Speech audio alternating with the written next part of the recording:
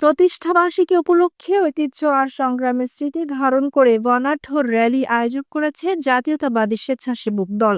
গাজীপুর মহানগরের কাউলতিয়া মেট্রো থানায় আয়োজিত এই র্যালিতে অংশ নেন বিভিন্ন পর্যায়ের নেতাকর্মীরা। পরে সেখান থেকে বের হয়ে বর্ণাঢ্য র্যালি, স্লোগান আর ব্যানার ফেস্টুনে সজ্জিত এই র্যালিতে মুখরিত হয়ে ওঠে পুরো এলাকা। নেতৃবৃন্দ বলেন, স্বেচ্ছাসেবক দল সবসময় দেশের দুর্যোগ দুর্বিপাকে অগ্রণী ভূমিকা পালন করেছে।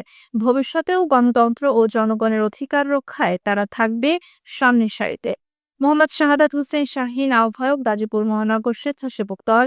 গণতন্ত্র ও জনগণের অধিকার রক্ষায় স্বেচ্ছাসেবক দল অতীতের মতো আগামীতেও আন্দোলনের অগ্রভাগে থাকবে।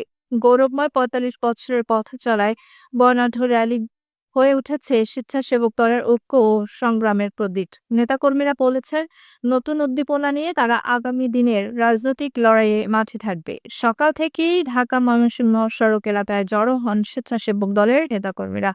পরে সেখান থেকে বের হয় বর্ণাঢ্য র্যালি, স্লোগান আর ব্যানার ফেস্টুনে সজ্জিত এই র্যালিতে মুখরিত হয়ে ওঠে পুরো এলাকা। নেতৃবৃন্দ বলেন, স্বেচ্ছাসেবক দল সবসময় দেশের দুর্যোগ দুর্বিপাকে অগ্রণী ভূমিকা পালন করেছে।